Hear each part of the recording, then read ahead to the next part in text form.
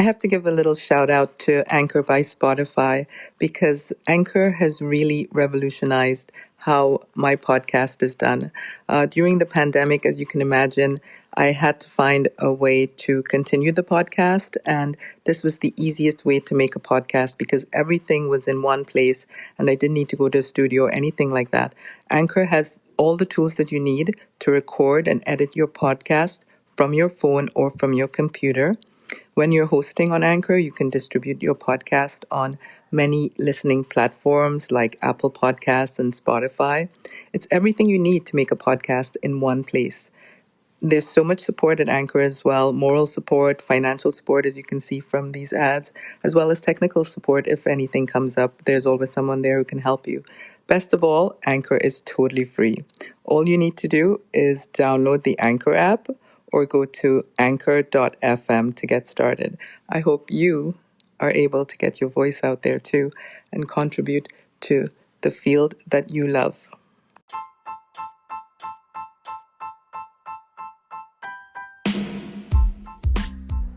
Hi, welcome to another episode of the Bees and Honey podcast. You know, one of the best things about this podcast is reconnecting me to people that I haven't been in touch with for a while.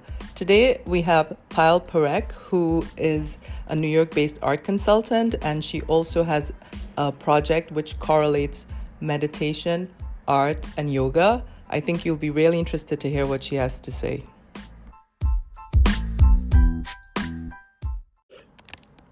Okay, so here we are today with Payal Parekh. Am I pronouncing your name right? It's Payal. Payal. Thank you. I should have known that by now. It's okay, but you know how it is. I haven't seen you in a while though, so maybe you can just catch me up. I think I was thinking about how we met, and we met when you worked at a gallery, right? In Chelsea. Yeah. When did, I feel like Nicolette, we've known each other for, 1,000 years. Well, but I can't also remember. I think the last time we ran into each other was at Soho House, actually. Yeah, it's true. That was about 2 or 3 summers ago. Right? And it was sort of like we were feeling a little bit better in the pandemic, so we were outside, but it was sort of, it was like we were all kind of out for the first time, it felt like, right? Yeah, and it was so strange to kind of look around and see who had survived and who hadn't. No, I know.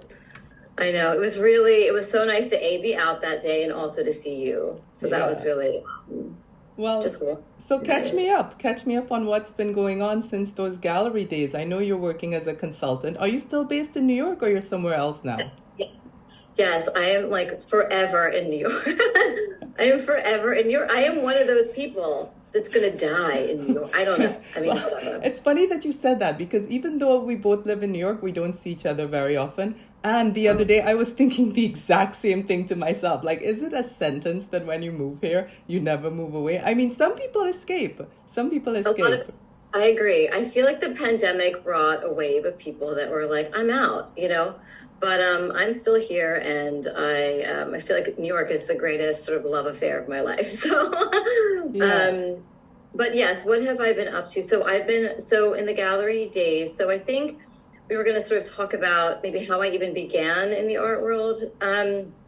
When you and I were sort of like talking about our time together today. Yes. And I kind of want to take us back, if that's okay, just to sort of my sort of family background and my parents. And I feel like I kind of stepped into the art world because as a young person, I was around a lot of art. And actually this piece behind me is a painting my mother had made. And so I just kind of want to start with saying that I kind of grew up around, an artist. I grew up around parents that collected antiques. My parents were from India.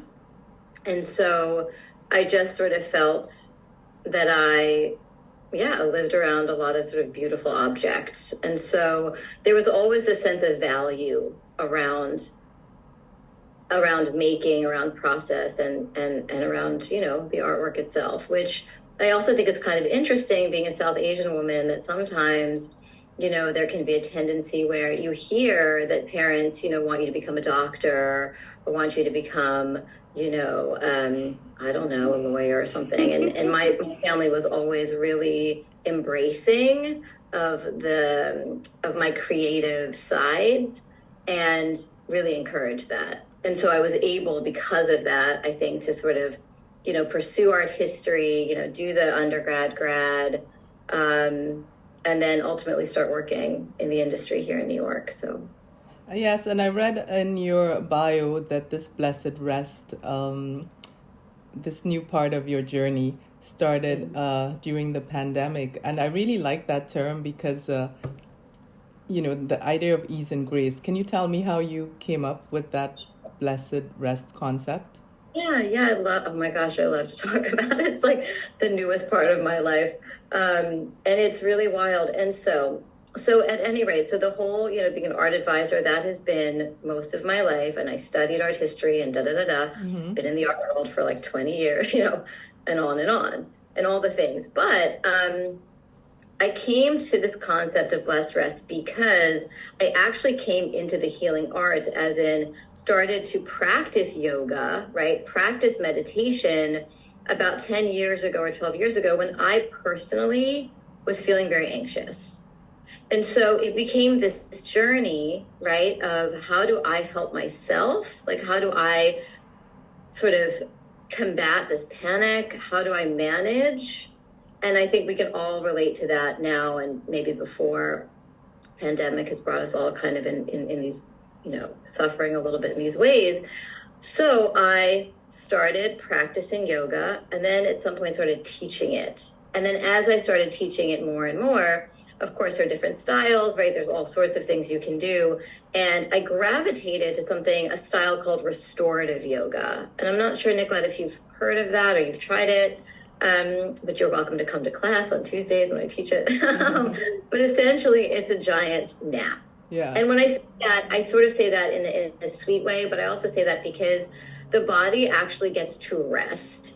And so you take pillows off your couch, you take your blanket, and we come into these positions and we lay down and we rest, right? And so that concept is then also quite correlated to our bodies and this ability to have the organs rest, the digestive system, right? The circulatory system, the heart rate slows down. The body kind of comes back to homeostasis, or a sense of balance and ease.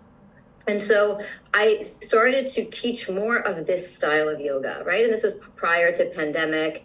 I used to teach at Exhale, which is a spa here in the city. And I did a lot of, private clientele and all the things.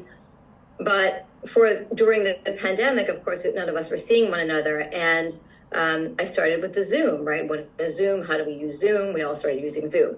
So I offered community classes, I think like twice or thrice a week, this restorative work, right? Hey, come to class, lay down, and see if this may help you navigate this really uneasy time, this really scary time. Now, in order to do that, I sent emails out, right, to whatever kind of list I had.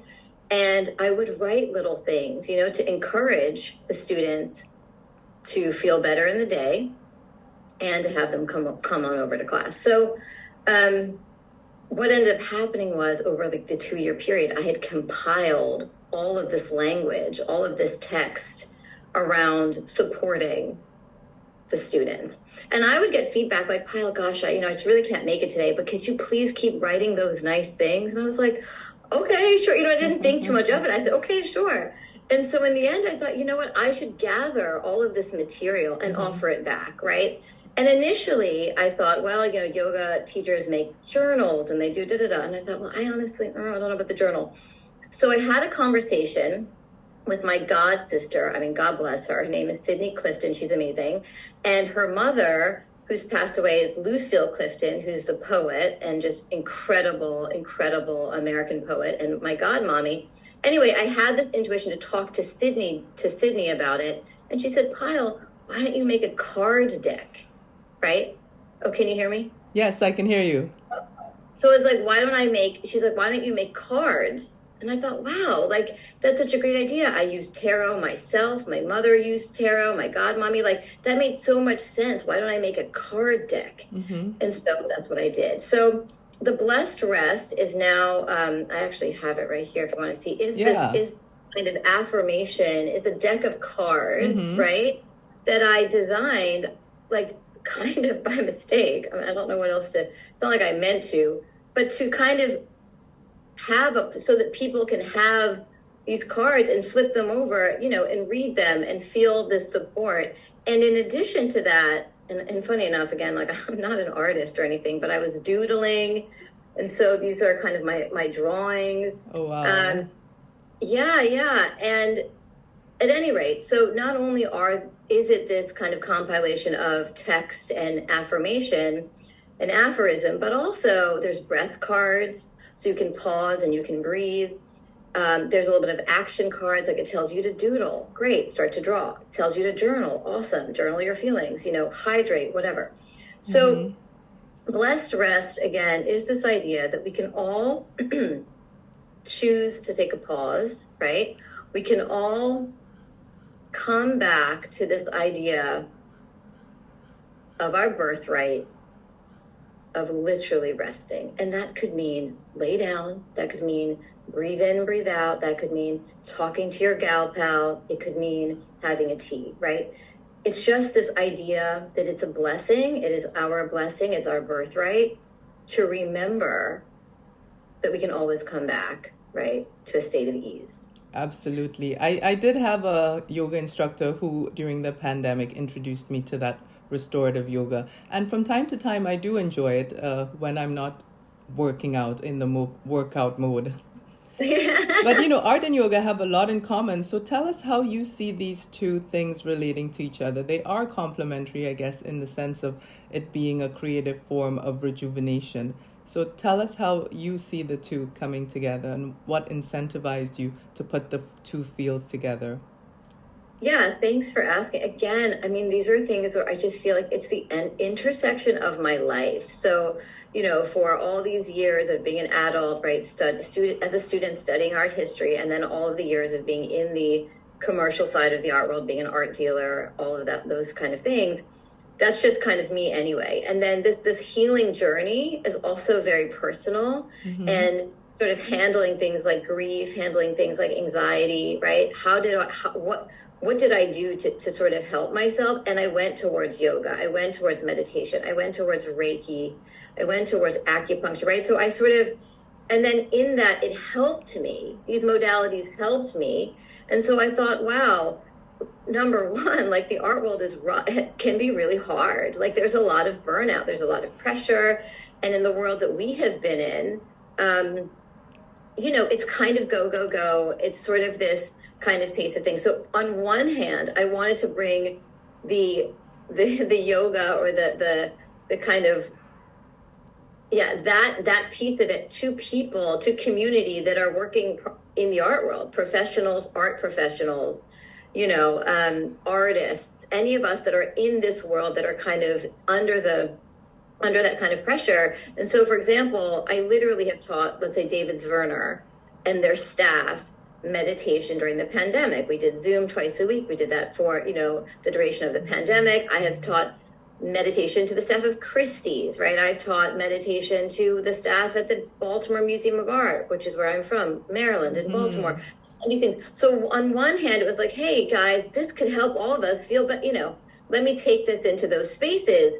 But in addition, and what I find really interesting, and what I've done a little bit and would like to do more of, is actually using art itself to be the gateway, right, to the sense of peace and serenity. So by that, I mean actually meditating with art itself. And I've also done that, and I've called that, let's say, artful meditation. And I've done that, for example, I led, and on my website, there's like some of these recordings of me sort of using and engaging artworks and helping you kind of find find a sense of wholeness and a sense of balance through the work itself. And that could just be like, let's breathe with it. What colors are you seeing? Where do you feel the color in your body, right? So this kind of thing. So it's to sort of like bring this into the art world, which is the world I know, and the burnout I understand, and also bring it to everyone who encounters art, any art viewer, or anyone that's open to it, to say like, hey, we can do this also. We can do it this way. We can look at art and do it this way. Absolutely. And this brings me to the next question. The term wellness is used a lot these days. What's your understanding? How do you define that term? Because I'm not sure if everybody uses it in the same way. Yeah, it's such a good, that I really found that to be such an interesting question that you want to unpack together. And, honestly, like, this is just my experience. And so I can only tell you what I believe about around wellness. Mm-hmm. And I really feel wellness is literally how vital are you feeling? Okay. How alive are you feeling? Are you feeling good? Like, are you not feeling so good? What's going on? And then the idea around wellness is essentially, what can you do to make yourself feel well? What choices can you make? What can you learn to say, hey, like, I'm kind of tired. Why is that? Oh, right. Maybe I should put the phone down an hour or two before I rest and try to kind of, maybe close my eyes and just take a moment to disconnect from social or whatever, right? Hey, I'm feeling a little, maybe I should just take 5 minutes to meditate. Well, what is meditating? I don't know. Okay, let me think. Okay, I could breathe in, I could breathe out. So this idea of wellness is essentially choosing, I think, having an awareness around how you're doing. Like, how are you doing, right? Mm-hmm. And if you're not feeling super balanced, there are all of these choices we can make to then feel well again. So I think wellness is it's in our power, I'm hoping, in any ways, to help people understand that they can draw in tools to increase a sense of wellness and well-being. And I also feel what's interesting is if I take care of myself, Nicolette, I'm also taking care of you. Right. Like, I'm in a good place and I'm not coming to you being like, man, Nicolette. And fine, there are times where I might be in a really funky space and call you and say like, hey, Nicolette. And you might be like, hey, what's going on? Yeah. Fine. But my point, I think also, is what's so beautiful is the more we sort of take care of ourselves and our well-being, then we are literally taking care of our community. Yes, yes. And I mean, this idea too brings us to the whole idea that people keep discussing these days about mindfulness, like you said, just putting down the phone, coming back to the present moment and focusing on what's important right now. Yeah, I really like that idea. But tell us again, because we moved away from the art to talk about this, but how does your consultancy practice work now? Like, how has it configured itself post-pandemic? Because like you said, I mean, I have also experienced exactly what you said in terms of the burnout. And I've spoken to quite a number of people in the exact same position. So I've pivoted for the last few months and done some other things related to art, but not necessarily art sales or art consulting. So how has it worked out for you? So, Nicolette, I'll have to say one of the most fascinating, and I think one of the biggest things I've ever done in my life was to be an advisor on the birth of hip hop sale at Christie's. So simultaneously during pandemic, where yes, a lot was slowing down. And overall, my art consultancy practice is sort of the same as in if there are, it's again twofold. If there are collectors that are looking to purchase or looking to sell, I can have that conversation. If there are artists that are looking for consultation, they don't know how to edit their work down. They don't know, it could be like a younger artist, it could be an artist that's just never thought about a commercial outlet for their material. I love to consult artists a lot. Like even this week I did a couple studio visits. Like that's something also, and I'm sure maybe Nicolette, you do things like that too. Mm-hmm. And then sometimes you just kind of feel like you can help that either the collector or you can help that artist. And then you start to make those connections. And simultaneously, something like this, but in a very large scale, happened where I was part of a team that put together the sale, literally, of the founders of the culture of hip hop, literally. And we did that just the end of last year. And so that, again, was a bunch of conversations, connections I had within Christie's. And then, of course, the founder and first lady of hip hop that I knew, and then just kind of bridging those things together. So when you ask me like more about in general, I feel, right, that I'm really a connector of things. So I will be able to, bring people together in such a way that then something bigger maybe can happen for everyone involved. And it always starts out as a conversation. So it's not like, honestly, I get a lot of hits on my website. Oh, like I found you on the, no, it's like, hi, I so-and-so. It's, for me, it's always this beautiful and organic network of my relationships. And I take those really seriously. So at the end of the day, it's really, for me, whether it's like a teaching yoga class or helping you show your paintings or sell something, it's really, for me, about connecting with the person. Yes, and absolutely. it being this human experience of how can I help you help you. Well, Is that, this is a yeah, this is basically our function in art and in the world. Yeah, how and I can have we to help say, I each really other? appreciate, and I want to plug for a minute you and your this new there's not the podcast, but the broadcasting that you're doing around the myths around, art world. I think you put something out yesterday on YouTube, and I Yes, listened to it. yes. What is the name of that I you've started? I called it Art Confessions, and I think I'm figuring out how to structure it, but I'm glad you liked it. I just loved it. I Yeah, just loved it. yeah, I yeah. just loved it. And I was trying to figure out, like, and I'm not very big on social media. I'm not good at all these things, but I'm like, this is on YouTube. How do I get it on Instagram and like Right, post it to my community? I'm like, right, Payal, you can't right. take you. Anyway, That's exactly why I started it on YouTube, actually, because I wanted it to be, like I said, exclusive to YouTube. yeah, Let's see. exactly. So, and somehow, we'll have to figure out how I can just post about you, because I want people, because I really, I thought it was super cool, and I really believe. So what you were basically saying in that was that we're many things, you know what I mean? And sometimes the pressure of being, sometimes it's like that imposter syndrome. And you're like, how is it possible that I've been in the art world for this long and I'm still not sure to like walk in a room and be like, I'm an art advisor. Well, am I? Am I not? And it's true. And you get so nervous. And I'm like, oh, stop. Like, you've done a lot of interesting things, Yeah, and you are someone who does multiple things. yeah, And yeah, just own it.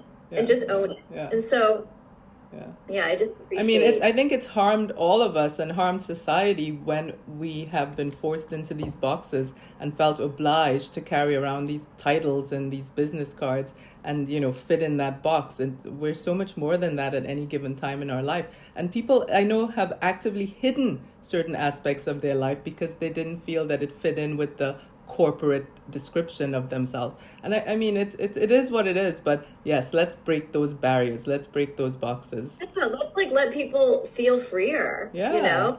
And so be all you can be. Come on, let's go. Like, do all the things, juggle if you can too. I mean, I know we're all literally juggling, but ride a unicycle. I don't know, whatever. yes, yes. So what are I your know. plans for the future? Because we're going to wrap up in the next 5 minutes just because I know my recording time is limited here on this medium. So tell us what you're planning to work on in this year and the near future. Yeah, of course. Thanks for asking. I love these future questions. I was like, where do I see myself in 10 years? I don't know. No, but in the immediate, the Blessed Rest project is really special and near and dear to my heart. And what I'm trying to do is essentially have Blessed Rest experiences where, whether it's in museums, schools, where I can really share this material and then do kind of a yoga class or meditation class, have people pick the cards, contemplate, right? So create these experiences now with the deck to help with wellness and to help with, just general sense of ease and balance. So that's the big one. I mean, I've sold, luckily, I'm doing everything on my own. Like, I created these cards on my own. I designed them on my own. I mean, it's just kind of wild. And I also started selling them on my own. It's not like I have in too many partnerships. And so I'm hoping, what I would ideally love to do is have this work available at museums, stores, for example. And I'm in various conversations right now. And I actually, these decks are available at the Baltimore Museum of Art, which is a place where I will go back and teach, hopefully, some meditation and hold kind of community, potentially community classes there and such. But so the big push for me is, how can I share these cards with the world? That's kind of, I think, mostly my hope for the year. And it's also just to be open to the universe and what's next, I mean, what next big thing am I am I being asked to serve, honestly? And some of that is a little bit mysterious, and I try to stay open to the call. Well, in this whole industry, well, I guess I should call it a field instead of industry, but there are lots of cards starting from the tarot deck, and they use many little angel cards, and so your cards fit really in with that whole thing as well. So I think there was a space there which you've gladly filled. Thank you, Nicolette. Yeah, I'm hoping. I'd love to. I'm excited to show them to you one day soon. Well, yeah, let's make a plan offline to hang out. I mean, now that I realize you're not, I don't know why I thought you were somewhere else right now. I mean, I might be thinking of someone else, but anyways, we'll Yeah. communicate after and set something up for the next days. Yeah, I'd love it. And thank you so much for being open to sharing my story a little bit today, and just inviting that sense of people in our industry and beyond can take good care through things like yoga and meditation. And Absolutely, absolutely. And we'll probably all be better off for it. Like you said, first taking care of ourselves and then extending it to the community. yes. All right. Well, enjoy your day off or your Sunday. I don't know if you're off or not. I'm going to get back to work when we're done. I mean, it's like it's always like, I'll probably get back to some work as well. And I wanted to check out a show, this new show of Ming's work at the Harlem Photographer at MoMA, which just opened. So I'm excited. And I'm in this funny Midtown area of life, so I might go and try to see today too. But all right, I'll communicate with you in just a sec. That's amazing. Thank you, Nicolette. Take care. Enjoy the day. You too. Bye.